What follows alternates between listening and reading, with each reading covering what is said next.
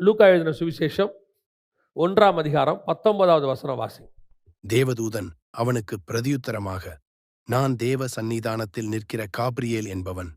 உன்னுடனே பேசவும் உனக்கு இந்த நற்செய்தியை அறிவிக்கவும் அனுப்பப்பட்டு வந்தேன். நல்லா கவனிங்க. 2வது தூதனுடைய வேலை என்னது? இவன் பேர் கேப்ரியல். அதுக்கு முன்னாடி ஆராய்ச்சவங்க பேர் என்னது? சேராபீன்கள். இப்போ இவன் பேர் என்னது? கேப்ரியல். இவனுக்கு என்ன வேலை?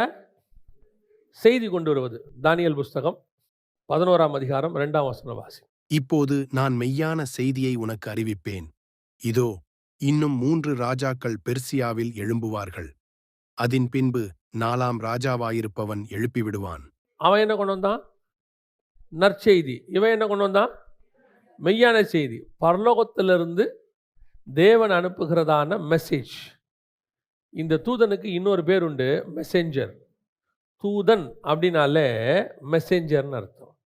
அவன் மெசேஜ் கொண்டு வரவன், தூது கொண்டு வரவன் சொல்லுவாங்க. அவர் தான் மெசேஜ் கொண்டு வரவர். ஆனால் அவன் கொண்டு வரக்கூடிய மெசேஜ் எப்படி இருக்குதா? ஒன்று நற்செய்தி, இன்னொன்று மெய்யான செய்தி. அப்போது இவனுடைய வேலை என்ன அப்படின்னு கேட்டிங்கன்னா, இந்த தூதனுடைய வேலை என்னன்னா, பூமியில் இருக்கக்கூடியது, அது தானியேலோ அல்லது பலிபீடத்தில் நிற்கிற அந்த ஆலயத்துக்குள்ளே இருக்கிற சகரியாவோ, வீட்டுக்குள்ளே இருக்கிற மரியாளோ, மெசேஜ் கொண்டு போய் யார்கிட்ட கொடுக்கணும்னு சொன்னால் அவங்கள்ட்ட என்ன செய்யணும்? அவன் கொடுக்கணும். அவ்வளோதான் அந்த தூதனுடைய வேலை. மெசேஜ் கொடுன்னா கொடுத்துடணும்.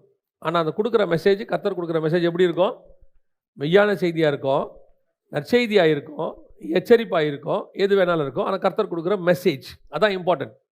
இப்போ என்னுடைய கேள்வி, இங்கே சபைக்குள்ள நிற்கிறோம்ல, நீங்களும் ஒரு மெசேஞ்சர் தான். யாருக்காவது போய் ஆண்டவர் உங்களுக்கு தூது சொல்லுவார்.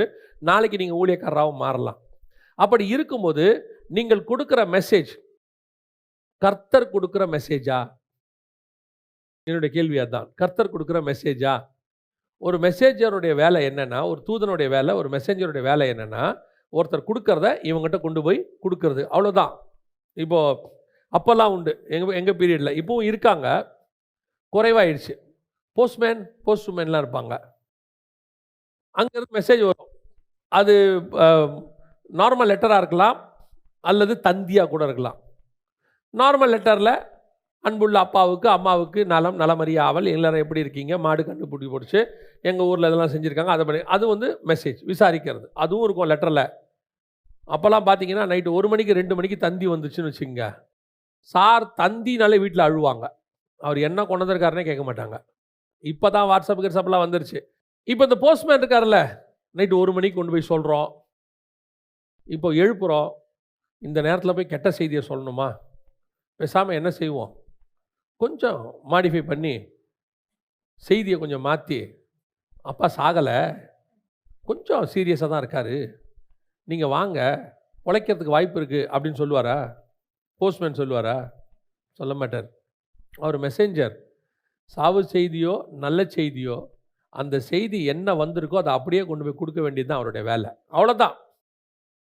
இப்போ ஒவ்வொரு ஊழியக்காரனும் சபையில் செய்தி கொடுக்குறவன், அது எவாஞ்சலிஸ்டாக இருக்கட்டும், டீச்சராக இருக்கட்டும், பாஸ்டராக இருக்கட்டும், அத்தனை பேருமே பரலோகத்தின் செய்தியை கொண்டு வந்து கொடுக்குறவங்க. நாளைக்கு நீங்கள் ஊழியக்காரர் ஆகலாம், உங்களுக்கும் சேர்த்து சொல்கிறேன், நீங்கள் தூதர்களாக போய் பரலோகத்தில் இருக்க போகிறீங்க, உங்களுக்கும் அது பொருந்தும், விசுவாசிக்கும். ஒரு மெசேஜை கர்த்தர் கொடுக்க சொல்கிறார். அப்போ கொடுக்கும்போது உங்களுடைய வேலை அந்த மெசேஜை உள்ளதை உள்ளபடி அப்படியே கொண்டு போய் கொடுப்பது.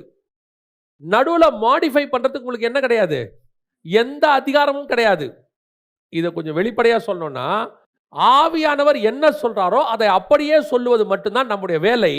இதில் மாம்சத்தை கலப்பதற்கு எனக்கு இடம் இல்லை, ஏன் சுய விருப்பத்தை கலப்பதற்கு அங்கே இடம் இல்லை. க்ரௌடுக்கு ஏற்ற மாதிரி நான் மாறுவதற்கு, நான் க்ரௌடுக்கு ஏற்ற மாதிரி பேசுவேன், க்ரௌடுக்கு பிடிக்கும், கர்த்தருக்கு பிடிக்காது. பல நேரத்தில் ப்ரீச்சர்ஸாக இருக்கட்டும், அல்லது எவாஞ்சலிஸ்டாக இருக்கட்டும், ப்ராஃபட்ஸாக இருக்கட்டும், பல நேரத்தில் இவங்க க்ரௌடு புல்லர்ஸ்ன்னு சொல்லுவாங்க, க்ரௌடை கண்ட்ரோல் பண்ணுறவங்க. அந்த கண்ட்ரோல் பண்ணுறவங்களாம் இருப்பாங்க. பெரிய பெரிய அரசியல்வாதிங்க பேசும்போது பாருங்கள், சிலர் பேசும்போதெல்லாம் க்ரௌடு அப்படியே கட்டி போட்ட மாதிரி உட்காந்து கேட்கும், அட்டென்ஷன். அவங்க பேசுகிற அந்த தொனி, அந்த வார்த்தை அப்படியே இருக்கும். ஆனால் அரசியல்வாதி பேசுறது, ஆவியானவர் தான் மாம்சமா, மாம்சத்திலையும் அப்படி உட்கார வைக்க முடியும். ப்ரீச்சர்ஸும் அதை விரும்புவாங்க. ஸ்பிரிச்சுவலாக ப்ரீச்சர்ஸும் அதை விரும்புவாங்க. என்ன விரும்புவாங்க? அந்த க்ரௌடு 1.5 மணி நேரம் உட்காந்து அப்படியே கேட்டுச்சுங்க. கட்டிப்பட்ட மாதிரி உட்காந்துருந்துச்சு. அவன் உட்காந்தான் சரி, அவன் கேட்டான் சரி, நீ கர்த்தர் கொடுத்த மெசேஜை பேசுனியா? இதான் கொஸ்டின். ஏன்னா க்ரௌடுக்கு மாம்சத்தில் நல்லா பேசினா பிடிக்கும். எங்கள் சர்ச்சுக்கு 2 வகையான ஊழியக்காரங்க வருவாங்க அப்போல்லாம். ஒன்று சிஎம் பிரபாகரன் ஒரு ஐயா வருவார். அவர் பார்த்தீங்கன்னா பைபிள் டீச்சர், டெப்த்தாக போவார். ஆனால் இது நடந்த சம்பவம். அவர் பிரசங்கம் பண்ணும்போது ஒரு 50 to 60% தூங்கும். அவரை பார்த்த உடனே சிஎம் பிரபாகரன் ஐயா ஏறி நின்ன உடனே இவரா அப்படின்னு பாதி க்ரௌட், மீதி க்ரௌட் எங்களை மாதிரி ஆட்கள்லாம் கொஞ்சம் பேர் இருப்பாங்க, நாங்களாம் யங்ஸ்டர்ஸ். அப்போ அவரை பார்த்த உடனே நாங்கள் சந்தோஷமாயிருவோம். அவர் அப்போவே 1.5 மணி நேரம் செய்தி எடுப்பார். அப்படியே பேசிக்கிட்டே இருப்பார். மனுஷன் அடிச்சு விடுவார். பாயிண்ட் எல்லாம் அவ்வளவு தெரிக்கிற மாதிரி இருக்கும். கேட்கறதுக்கு அவ்வளோ இன்ட்ரெஸ்டாக இருக்கும். ஒரு க்ரௌடு அதை விரும்பலை, ஒரு க்ரௌடு அதை என்ன செய்யுது? விரும்புது. ஸோ க்ரௌடை வச்சு உன் மெசேஜை என்ன பண்ணக்கூடாது? டிசைட் பண்ணக்கூடாது. க்ரௌடு உட்காந்து நல்லா கேட்டுச்சு, க்ரௌடு தூங்கிடுச்சு. இப்போ பவுல் பிரசங்கம் பண்ணார், ஒருத்தன் என்ன பண்ணான்? தூங்கிட்டான். அப்போ பவுல் தப்பாக பேசியிருப்பாரா? பவுலுக்கு பிரசங்கம் பண்ண தெரிலன்னு அர்த்தமா? க்ரௌடுக்கு பவுலுக்கு க்ரௌடை புல் பண்ண தெரியல அர்த்தமா? கிடையாது. அவன் கேட்குறான், கேட்கல, எனக்கு அவசியம் இல்லை. அவனுக்கு பிடிக்குது, பிடிக்கல, அவசியம் இல்லை. ஒரு வெளிநாட்டிலேருந்து ஒருத்தர் நான் ஊழியம் தொடங்கின புதுசில் என்கிட்ட சொன்னார், பிரதர் நீங்கள் ஏன் இந்த செகண்ட் கம்மிங்கை விட்டுட்டு பியூர் காஸ்பல் பேசக்கூடாது அப்படின்னு கேட்டார். நான் கேட்டேன், ஏன் அப்படி பேசணும்னு கேட்டேன். இல்லை, இந்த இயேசு முதலாவது வந்ததே இன்னும் நிறைய பேருக்கு தெரியல, இன்னும் 2வது வரதை பற்றி இப்போ என்ன அவசரம்னார். அவருக்கு நான் பேசுறது பிடிக்கல, அவ்வளோதான். அவருக்கு இந்த சத்தியம் என்ன செய்யலை, எதுக்கு இதெல்லாம் இப்போவும் நிறைய பேர் சொல்லுவாங்க, எதுக்கு இந்த மாதிரி ஆண்டவர் வரப்போறாரு, உலகம் அழிய போது, இந்த மாதிரிலாம் எதுக்கு நீங்கள் பேசிகிட்டு இருக்கிறீங்க அப்படின்னு கேட்பாங்க. இப்போவும் நிறைய பேர் சொல்லுவாங்க. நான் இவங்களுக்காக என்ன செஞ்சுக்க முடியாது, மாற்றிக்க முடியாது. பரலோகம் எனக்கு என்ன சொல்லுதோ அதான் நான் சொல்ல முடியும். ஏசாயா போய் தீர்க்க தரிசனம் சொல்லும் போது நல்லா இருக்குது கேட்கறதுக்கு, எரேமியா சொல்லும் போது கோபம் வருது. இப்போ எரேமியா என்ன பண்ண முடியாது, மாற்றிக்க முடியாது. சிலருக்கு ஊழியம் இப்படி இருக்கும், சிலருக்கு ஊழியம் இப்படி இருக்கும். உனக்கு இதுதான் மினிஸ்ட்ரி, உனக்கு இதுதான் பேச சொன்னாரா, நீ அதை தான் பேசணும். பல நேரத்தில் சத்தியத்தை பேசினா சத்ருவா மாறுவோம். சத்தியத்தை பேசுவதால் சத்ருவானேனோ, ஆமாம் சத்ருவா தான் மாறுவோம். நீ நல்ல சத்தியம் பேசினா 70% பீப்புளுக்கு உங்களை பிடிக்காது. நீங்கள் நல்ல சத்தியம் பேசுனீங்கன்னா இஸ்ரவேலில் இருக்கிற எவனுக்கும் பிடிக்காது. ஆனால் 12 அப்போஸ்தலனை நீங்கள் உருவாக்கிடுவீங்க. நீங்கள் இஸ்ரவேல் மொத்தம் 5000 பேர் உட்காந்து டெய்லி என் கூட்டத்தை கேட்கணும்னு நினச்சிங்கன்னா சத்தியம் பேச முடியாது. சத்தியம் பேசணுன்னா அவன் மேய்ச்சி போயிடுவான். அடுத்த நாளும் வந்தாங்க 5000 பேர், அவன் சத்தியத்துக்கு வரல, சாப்பாட்டுக்கு வந்தான். இயேசுநாதர் சொல்லிட்டாரு, நீங்கள் என்னை அப்பத்துக்கு பின்பற்றுகிறீர்கள், ஒரு வயலும் வராத, சத்தியத்துக்கு வாடா. சத்தியத்துக்கு ஒரு கூட்டம் வருது, ஒரு கூட்டம் வரும். நாம் கூட்டம் வரத்துக்காக, எந்த கூட்டத்துக்காக இப்படி பேசணுன்ற அவசியம் இல்லை. எனக்கு அழைப்பு என்னவோ, ஆவியானவர் என்னவோ, அதைத்தான் நீ என்ன செய்யணும், பேசணும். நீங்கள் க்ரௌடுக்கு ஏற்ற மாதிரி உங்களுடைய இதை என்ன செய்யக்கூடாது, மாற்றக்கூடாது. சொல்றாரு, ஆண்டவர் உனக்கு இதை செய்ய சொன்னார், அவ்வளோதான், வேலை முடிஞ்சு. ஒரு தூதன் சொல்றான், கர்த்தர் உன்னை தள்ள போறார் கீழே, முடிஞ்சிருச்சு. ஒரு தூதன் வந்தான், நேபுகாத்நேச்சாரை ஒரே அடி, வேலை முடிஞ்சு. என்னப்பா நீ பாட்டு அடிக்கிற? இந்த விஷயம் நல்லா யாருக்கு தெரியும் தெரியுமா? மோசேக்கு தெரியும். யாருக்கு தெரியும்? மோசேக்கு தெரியும். ஆண்டவர் சொல்றாரு, இது வணங்கா கழுத்துள்ள ஜனம், நான் வரல, நான் வேணா ஒரு தூதனை அனுப்புகிறேன், அந்த வேலை வேணான்ட்டான். அந்த வேலை மட்டும் வேணவே வேண்டாம், நீங்களே வாங்க. ஏன்? நான் உங்களை அட்ஜஸ்ட் பண்ணுறது ஈஸி, அந்த வயலில் அட்ஜஸ்ட் பண்ண முடியாது. ஏன்? நீங்கள் வேணால் எனக்கு கொஞ்சம் மனம் இறங்கிடுவீங்க. அவன் அப்படி இல்லை, அட்றானா அடிப்பான், குத்துறானா குத்துவான், வெட்டுறானா அவன் நீங்கள் பாருங்க. எருசலேமில் வாதம் வந்துருச்சு. தாவீது இங்கே பேசிக்கிட்டு இருக்கான், யாருக்கிட்ட? ஆண்டவர்கிட்ட பேசிக்கிட்டு இருக்கான். கர்த்தரும் மனஸ்தாபப்பட்டுக்கிட்டு இருக்காரு, ஐயோ இவன் அழுகுறானேன்ட்டு. ஆனால் இவன் வெட்டிக்கிட்டே இருக்கான். யாரு? தூதன் வெட்டிக்கிட்டே இருக்கான், அவன் பாட்டு வெட்டிக்கிட்டே இருக்கான். இவனை அவங்க பார்க்கவே இல்லை. தாவீது அழுகுறானே, ஆண்டவர் ஏதாவது சொல்லுவாரா, நிறுத்தலாமா? அந்த வேலையெல்லாம் இங்கே ஆகாது, வெட்டிக்கிட்டே இரு. கடைசியில் கர்த்தரில் போதும் நிறுத்து, என்னடா டைம் விட விட நீ வெட்டிக்கிட்டே இருக்க, அவன் அழுதுனே இருக்கான். அவன் அழுதா எனக்கு என்ன, அவன் சிரிச்சா எனக்கு என்ன, எனக்கு கொடுக்கப்பட்ட வேலையை நான் செய்து முடிப்பேன். அவ்வளோதான். நான் மன்றாடுறேன், ஜெபம் பண்றேன், அதெல்லாம் என் பர்சனல் இஷ்யூ. பரலோகம் எனக்கு என்ன சொல்லுதோ அதை நான் செய்து முடிச்சிடுவேன். அதுதான் இயேசு நமக்கு காட்டி கொடுத்த மாடல். அவர் எந்த இடத்துல ஃப்ளெக்சிபிளே ஆக மாட்டார். அவ்வளோதான். காட் என்ன சொன்னாரோ செஞ்சுட்டு போயிட்டே இருங்க. யாருக்காகவும் அதை என்ன செய்ய முடியாது, ஃப்ளெக்சிபிள் ஆக்க முடியாது. அவ்வளோதான். இயேசு பார்த்து ஒரு இடத்துல அன்பா பேச சொல்றாரு, பேசுறாரு. ஒரு இடத்துல ஐயோன்னு சொல்றாரு, அவரும் ஐயோன்னு சொல்றாரு. ஒரு இடத்துல முகதாட்சண்யம் இல்லாமல் பேசுகிறார், அதையும் பேசுறாரு. ஒரு பாவி கிட்ட ரொம்ப அன்பா பேசுறாரு, அதையும் பேசுறாரு. பரலோகம் என்ன பேச சொல்லுதோ அதை பேசிட்டு போயிட்டே இருக்கணும். அதான் மெசேஜ். யாருக்காகவும் என் மெசேஜ் ஆல்டர் ஆகாது, மாடிஃபிகேஷன் ஆகாது. மெசேஜில் எதையும் கூட்ட முடியாது, குறைக்க முடியாது. என் மெசேஜ் கர்த்தர் கொடுத்தது, அது இப்படி தான் இருக்கும். நாங்கள் பிஸ்னஸ் பண்ணிட்டு இருந்தோம், உண்மையை சொல்றேன், பிஸ்னஸ் பண்ணிட்டு இருந்தோம். போன வாரம் ஒரு கஸ்டமர் வந்து எங்களை திட்டிட்டு போவார், பயங்கரமாக திட்டிட்டு போவார். அடுத்த வாரம் அதே கஸ்டமர் வருவார், ஒன்றுமே நடக்காத மாதிரி பேசுவார். இப்போ நாங்கள், நீ போன வாரம் திட்டினல்ல, உனக்கு கிடைக்காதுன்னா நஷ்டம் யாருக்கு? எனக்கு தான் நஷ்டம். அவன் திட்டுவான், அடுத்த வாரம் வருவான், அதை பற்றி நமக்கு கவலையே கிடையாது. எனக்கு என் பிஸ்னஸ் முக்கியம். சரி பேசிட்டு போ, என்ன இப்போ அதனால் எனக்கு என்ன குறைச்சல்? நீ உண்மையை சொன்னா தானே, நீ போய் சொன்ன எனக்கு என்ன குறைச்சல்? No problem. அவனுக்கு இருக்கிறத விட கான்ஷியஸ் ஆவியானவர் ஊழியக்காரனுக்கு அதிகம் கொடுக்குறார். பேசிட்டு போட்டோம், என்ன வேணால் செஞ்சுட்டு போட்டோம். அவனை நியாயம் தீர்க்கிறவர் ஒருவர் இருக்கிறார். என்னுடைய வேலை மெசேஜ் கொடுப்பது. ஒரு தூதன் எப்படிப்பட்டவனாக இருப்பான்? காட் என்ன சொன்னாரோ அதை அப்படியே செய்வான். போய் சொல்லுவான், செய்வான், வெட்டுவான். என்ன அவன் வெட்டிட்டு, அதெல்லாம் எனக்கு தெரியாது, அவர் வெட்ட சொன்னார். அவன் எப்போ வரைக்கும் வெட்டுவான் தெரியுமா? கர்த்தரே நிறுத்துங்கிற வரைக்கும் வெட்டுவான். அவனுக்கு தாவீது அழுதா கவலை இல்லை, சகரியா ஊமையான கவலை இல்லை அவனுக்கு. என்னுடைய வேலை என்ன? பரலோகம் சொல்லிச்சு, நான் செஞ்சேன். இது கேட்கறதுக்கு கொஞ்சம் கடினமாக இருக்கும். இப்போ இயேசு என்ன சொல்கிறார் பாருங்க, பிதாவின் சித்தத்தை செய்வதே என் போஜனமாக இருக்கு. பரலோகம் எனக்கு என்ன சொல்லுதோ அதை செஞ்சேன். ஆபிரகாம், ஆண்டவரே இந்த பயலை நாளைக்கு காலைல பலி கொடுத்துட்றியா? கொடுத்துருவோம் ஆண்டவரே. என்னப்பா ஈவிரக்கம் இல்லாமல் இருக்கிற, 100 வருஷம் கழிச்சு பிறந்த குழந்தை, என்ன பலி கொடுக்க போறிய? எனக்கு உன்னை ரொம்ப பிடிக்கும் தம்பி, அதை விட பிதாவின் சித்தத்தை செய்வது எனக்கு போஜனமாக இருக்கிறது. அவ்வளோதான், வேலை முடிச்சு. இந்த மென்டாலிட்டிக்கு நீங்கள் வந்துருங்க, பரலோகம் உங்களை எடுத்து பயன்படுத்தும். பரலோகத்துக்கு மேலே நம்பிக்கை வந்துடும். என்ன சொன்னாலும் அவன் செய்வான். என் நாமத்தில் நான் என்ன சொன்னாலும் அவன் செய்வான், கண்டிப்பாக செய்வான். அந்த நம்பிக்கை உங்கள் மேலே வரணும். பவுலுக்கிட்ட ஏன் அந்த நம்பிக்கை பரலோகம் வந்து பைபிள் கொடுத்துச்சு தெரியுமா? அவன் அடித்தாலும் உதைச்சாலும் என் சித்தத்தை மட்டும்தான் செய்வான். அவனை சுய வெறுப்பை கொண்டாட மாட்டான். அவன் அதுக்குள்ளே எதுவுமே செய்ய மாட்டான். நான் என்ன சொல்கிறேனோ அவன் செய்வான். அவ்வளோதான். அந்த நம்பிக்கை பரலோகத்துக்கு மேலே வரணும். எப்பயோ ஒரு நாள் தேவ சித்தத்தை செய்வதும் இருக்கிறது, வாரத்துக்கு ஒரு நாள் செய்வதும் இருக்கு, டெய்லி செய்வதும் இருக்கு. பரலோகத்துக்கு நம்ம மேலே அந்த நம்பிக்கை வரணும். ஒரு காரியத்தை சொல்லிவிட்டு நான் முடிக்கிறேன். நீங்கள் ஊழியத்துக்கு வந்தீங்கன்னா, நீங்கள் கொடுக்குற மெசேஜ் எவ்வளவு இம்பார்ட்டண்ட், எவ்வளவு அது அந்த மெசேஜ் எவ்வளோ இம்பார்ட்டன்ட்ங்கிறதுக்கு நான் உங்களுக்கு ஒன்று சொல்கிறேன். இந்த மெசேஜை நீங்கள் கொடுக்குறீங்களே சர்ச்சுக்கு, இப்போ நான் கொடுக்குறேன்னு வச்சுக்கோங்களேன், இந்த மெசேஜ் எப்படி உங்களுக்கு வந்து சேருதுன்னு உங்களுக்கு சொல்கிறேன். அதை மட்டும் அந்த புரோட்டோக்காலை சொல்லிட்டு நான் முடிச்சிடுறேன்.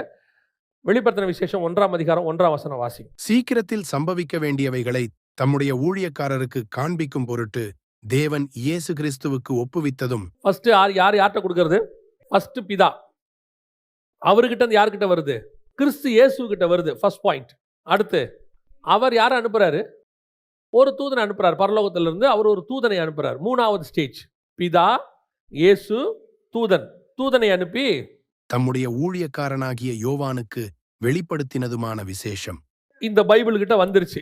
அப்போஸ்தலர்கிட்ட கொடுத்துட்டார். அப்போஸ்தலர்கள் நம்ம கிட்ட கொடுத்துட்டாங்க. ஸோ இது 4வது. இந்த பைபிள் தான் என்னது? 4வது ஸ்டேஜ். பிதா, இயேசு, தூதன், அப்போஸ்தலர். 4வது ஸ்டேஜ். இது நம்ம கிட்ட வந்துருச்சு. இப்போ சரி, இப்போ அடுத்து வாசிங்க 2ஆம் அதிகாரம் 1ஆம் வசனம். எபேசு சபையின் தூதனுக்கு நீ எழுத வேண்டியது என்னவெனில், 7 நட்சத்திரங்களை தம்முடைய வலதுகரத்தில் ஏந்திக் கொண்டு 7 பொன் குத்துவிளக்குகளின் மத்தியிலே உலாவிக் கொண்டிருக்கிறவர் சொல்லுகிறதாவது. இப்போ யோவான் எத்தனாவது ஸ்டேஜில் இருக்காரு? 4வது ஸ்டேஜில் இருக்காரு. இப்போ அவர் யாருக்கு எழுதுறாரு?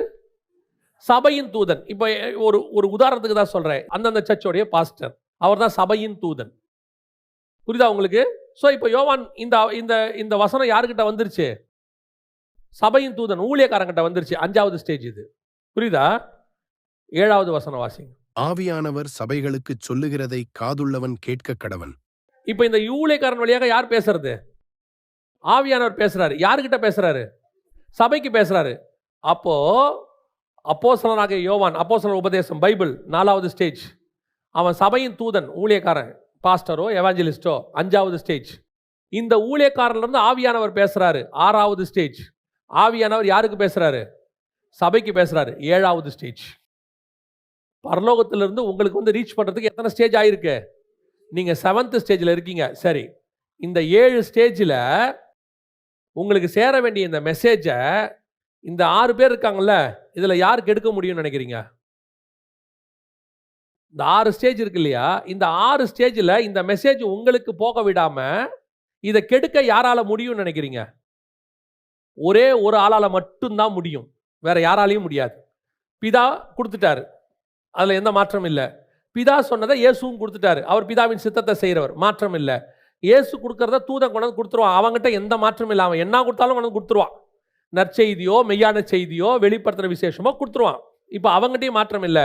அவன் கொண்டு வந்து அப்போஸ்தலர்கிட்ட கொடுத்துட்டான். அப்போஸ்தலர்கள் எழுதி கொடுத்தாச்சு, 4வது ஸ்டேஜ் கரெக்ட் ஆயிருச்சு. இப்போ அவங்க யார்கிட்ட கொடுக்குறாங்க? நம்மகிட்டயும் வந்துருச்சு 5வது ஸ்டேஜ். இப்போ என் வழியா யார் பேசணும்? இங்கே தான் பிரச்சனை இருக்கு. இப்போ நான் ஆவியில நிரம்பி பேசாம என் மாம்சத்துல நிரம்பி பேசிட்டா 7வது ஸ்டேஜுக்கு மெசேஜ் போகாது. 7வது ஸ்டேஜ் என்ன செய்யாது? மெசேஜ் போகாது. அந்த 5 ஸ்டேஜ் கரெக்டா வந்துடும். 5வது ஸ்டேஜ் தான் இங்க ப்ராப்ளமே. நான் ஆவியில பேசுறேன்னா மெசேஜை கரெக்டா கன்வே பண்றேனாங்கிறதான் விஷயம். நான் ஆவியானவர் நிறைவில் இல்லாம எனக்கு இன்னைக்கு இங்க உட்காந்துருக்க ஒரு 10 பேர் மேல செம்ம கோவம் இருக்குன்னு வச்சுக்கோங்க. இவங்க எனக்கு விரோதமா போன வாரம் ஒன்று பண்ணிட்டாங்கன்னு டென்ஷன் ஆயிடுச்சு. இப்போ ஆட்டோமேட்டிக்கா என் மெசேஜ் ஆவியானவர் பேசுற மெசேஜா இருக்காது. ஆட்டோமேட்டிக்கா எது வந்துடும்? என் மாம்சம். இப்போ என் மாம்சம் வந்துடுச்சுன்னா அவர் கொடுத்த மெசேஜ் வராது. ஏன்னா அவர் கொடுத்த மெசேஜ் தான் ஆவியானவர் பேசுவார். நடுவில் நான் ஒரு சேனல். அவர் கொடுத்த மெசேஜை பேசாம என் மெசேஜை பேசினா ஆவியானவர் பேச மாட்டாரு. டோட்டல் மெசேஜும் ஸ்டாப் ஆயிடும். என் மெசேஜ் சர்ச்சுக்கு போகும். சர்ச்சு முழுக்க என்னவா இருக்கும்? மாம்சமாக இருக்கும். ஸோ இந்த பரலோகத்திலிருந்து வரக்கூடிய இதை அப்படியே சபைக்கு சேரக்கூடியதை கொண்டு போய் சேர்க்கறதும் தடுக்கிறதும் ஒரே ஒரு ஆளால முடியும். இப்போ உங்கள் வீட்டுக்கு தண்ணி வருதா? குழாயில் குடி தண்ணி வருதா? அந்த தண்ணி ஃபஸ்ட்டு எங்கேருந்து வரும்? மழையாக பெய்யும். அந்த மழையாக பெஞ்சது ஆறாக மாறி ஊருக்குள்ளே வந்து இங்கே நிற்கும். அது ஒரு ஏரியில் வரும். அந்த ஏரியில் இருக்கிறத பம்பு பண்ணி எங்கே கொண்டு வந்துடுவாங்க? நம்ம வீட்டில் இருக்கிற டேங்க்குக்கு கொண்டாந்துருவாங்க. டேங்க்ல இருந்து எங்கே வந்துடும்? வீட்டுக்குள்ளே வரும். இப்போ நீங்கள் பிடிக்கிறதுக்கு குடத்தையும் வச்சுட்டீங்க, தண்ணி வரல. எது காரணம்? டேங்க்ல இருந்து வீட்டுக்கு வரக்கூடிய பைப்பு துரு பிடிச்சிருந்தாலோ அழுக்காக இருந்தாலோ டேங்க் அடைக்கப்பட்டாலோ பரலோகத்துலேருந்து வானத்துலேருந்து வந்த தண்ணி உன் குடத்துக்கு வராது. ஆனால் அங்கேருந்து உன் வீட்டு வரைக்கும் வந்துடுச்சு, ஆனால் உங்களுக்கு வந்து சேராது. இதே விஷயம்தான் வசனமும். பரலோகத்திலேருந்து வசனம் வந்துடுச்சு, ஆனால் உங்களுக்கு வந்து சேரதும் சேராததும் இந்த புல்பிட்டில் நிற்கிறவங்ககிட்ட தான் இருக்கு. அது உங்ககிட்ட தான் இருக்கு. நீங்கள் ஒரு நாள் நிற்பீங்க இந்த இடத்துல, உங்களுக்கு ஒரு தீர்மானம் இருக்கணும். இந்த இடத்துக்கு நான் ஏறிட்டேன்னா என்னுடைய பழையவைகள் எல்லாத்தையும் கீழே வச்சுட்டு தான் வந்துடணும். இங்கே கர்த்தர் என்ன சொல்கிறாரோ அதை நான் பேச முயற்சிக்கணும். ஒரே நாளில் வராது, கொஞ்சம் கொஞ்சமாக இங்கே வரும்போதே எல்லாத்தையும் விட்டுறணும். நான் இந்த 1.5 மணி நேரம் பரலோக வேலையை செய்ய வந்தேன், செய்வேன், செஞ்சுட்டு இறங்கி போயிடுவேன். அதுக்கப்புறம் எனக்கு பிரச்சனை இருக்குது, அதுக்கப்புறம் நான் பேசிக்கிறேன், அது வேற. பட் இங்கே ஹெவன்லி புரோட்டோகால் இது. இங்கே எதையும் மிக்ஸ் பண்ணுறதுக்கு எனக்கும் உங்களுக்கும் என்ன கிடையாது? அதிகாரம் இல்லை. ஒரு தூதன் எப்படி தேவன் கொடுக்கிற செய்தியை என்ன செய்தியாக இருந்தாலும் அதை கொண்டு வந்து கொடுத்து விட்டு போய்கிட்டே இருப்பான். அவனுக்கு விளக்கி கொடுனா விளக்கி கொடுப்பான். நற்செய்தி நற்செய்தி, மெய்யான செய்தி மெய்யான செய்தி, அழிவின் செய்தி அழிவின் செய்தி, அவ்வளோதான் கொடுத்தாச்சு. ஏன் வேலை முடிஞ்சிருச்சு. அதோடைய நல்லது கெட்டது உனக்கும் தேவனுக்கும் ஆனது. நான் ஒரு சேனல், அவ்வளோதான். இதில் என்னுடைய மிக்ஸ் பண்ணுறதுக்கு எனக்கு எந்த அதிகாரமும் இல்லை. நாம் தேவ தூதர்களைப் போல அழைக்கப்பட்டிருக்கிறோம். அது துதியாக இருக்கட்டும், மெசேஞ்சர் செய்தியாக இருக்கட்டும், இது ரெண்டும் ஒரு தூதன் என்ன குவாலிட்டியோடு இருந்தானோ அந்த குவாலிட்டியோட நீங்கள் நானும் இருப்பதற்காக அழைக்கப்பட்டிருக்கிறோம். மூணாவது ஒன்று இருக்கு, வாரியர்ஸ்ன்னு சொல்லி ஒரு யுத்தம் பண்ணக்கூடிய ஒரு தூதன். மிகாவேல் பைபிளில் இருக்கு, கேப்ரியல்னு இருக்கும், மிகாவேல் கேரூப் அப்படின்னு இருக்கும். அவன் யுத்தம் பண்ணுறதுக்கு என்ன புரோட்டோகால் வச்சிருக்கான்னு பாருங்க. அந்த மெத்தட் படி நமக்கு யுத்தம் இருக்கு, ஆவிக்குரிய யுத்தம் இருக்கு. ஏனெனில் மாம்சத்தோடும் இரத்தத்தோடும் அல்ல, துரைத்தனங்களோடும் அதிகாரங்களோடும் இப்பிரபஞ்சத்தின் அந்தகார லோகாதிபதிகளோடும் வானமண்டலங்களிலுள்ள பொல்லாத ஆவிகளின் சேனைகளோடும் நமக்கு போராட்டம் உண்டு. இதுதான் வாரியர்ஸ். இதை எப்படி தூதன் மேற்கொள்றான்னு பார்க்கணும். அவன் வந்து சண்டை போடுவான். அதே விதத்தில் நீங்கள் நானும் சண்டை போட வேண்டியிருக்கு. இந்த 3 காரியங்கள், ஒன்று உங்களுக்கு கொடுக்கப்பட்டதான செய்தியை கொண்டு போய் சேர்க்கிறது, நீங்கள் எப்படி ஆராதிக்கணும், எப்படி யுத்தம் செய்யணும், இது 3ம் ஒரு தூதனுக்குரியதான குவாலிட்டி. அதை நீங்கள் ஸ்பிரிச்சுவலாக செய்யும் பொழுது தேவ தூதர்களைப் போல பரலோகத்தில் காணப்படுவீர்கள். அல்லேலூயா.